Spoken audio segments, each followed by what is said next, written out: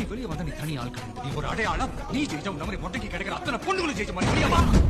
இந்த உலகத்துக்கு நீ யாரும் இன்னொரு தடவை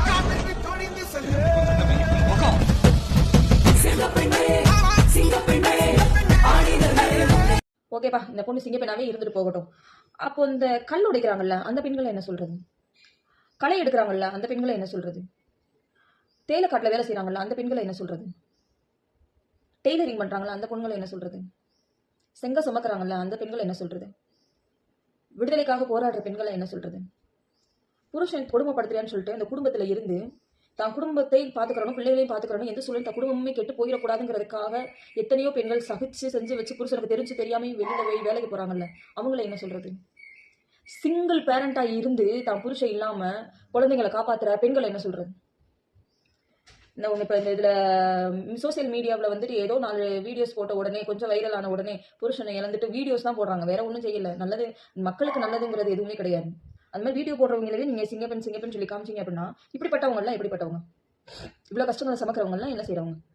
அவங்களுக்கெல்லாம் என்ன பட்டத்தை நீங்கள் வந்துட்டு ஒதுக்கி வச்சிருக்கீங்க? இவங்கெல்லாம் சிங்கப்பெண்ணா உங்களுக்கு மட்டும் நீங்கள் என்ன பட்டத்தை ஒதுக்கி வச்சிருக்கீங்கன்னு தெரியல. யாருக்கு எந்த தகுதியை கொடுக்கணும், யாருக்கு எந்த விதத்துல நம்ம பேர் சூட்டணும் அப்படிங்கிறதுல வந்து ஆண்கள் முதல்ல தெளிவா இருங்க. இந்த போஸ்ட் போட்டது ஒரு ஆண், அதனாலதான் சொல்றேன் நான். அழகை பார்த்தும் ஆடைகளை அவிழ்த்து பார்த்தும் பார்க்கிற ஒரு பெண்ணுக்கு நீங்க சிங்கப்பெண் சொல்லி பட்டம் கொடுக்குறீங்கன்னா உடலில் வந்து உருக்கி தன்னுடைய ரத்தத்தை வேர்வையாகிற அந்த பெண்களுக்கு என்ன பட்டத்தை நீங்க கொடுப்பீங்க? இவளுக்கு தெரியும் இவளோட வீடியோ தான், ஆனா இவளால ஒத்துக்கிற முடியல. 2வது வீடியோ வெளியாகும் போது, முதல் வீடியோ வெளியாகும் போது என்னோட வீடியோல ஏஐ நவர், 2வது வீடியோ வெளியாகும் போது இது ஒரு இயக்குனர் தான் காரணம்னு சொல்லிட்டு வெளியிடுறான். அதுக்கு 2 முட்டு கொடுக்கறதுக்கு 2 எருமாடு வருதுங்க, அவ கிடையாதுன்னு சொல்லி முட்டு கொடுக்குற 2 எருமாடு வருதுங்க, அப்பாயின்மெண்ட்ல தான் இருக்கீங்கிறாங்க. அதே போல 3வது வீடியோ 4வது வீடியோ வெளில வரும்போது என்ன பதில் வச்சிருக்காங்கிறது தெரிய மாட்டேங்குது. முதல் வீடியோ வெளியாகும் போது உங்களுடைய வீடியோங்கிறது கன்ஃபார்ம் ஆயிருச்சு, 2வது வீடியோ வெளியாகும் போது உங்களுடைய வீடியோங்கிறது கன்ஃபார்ம் ஆயிடுச்சு. 3வது 4வது நீ எவன்ட்ட பண்ணிருக்கியோ அவனை வந்து நீ சரி பண்ணியிருக்கணுமா இல்லையா?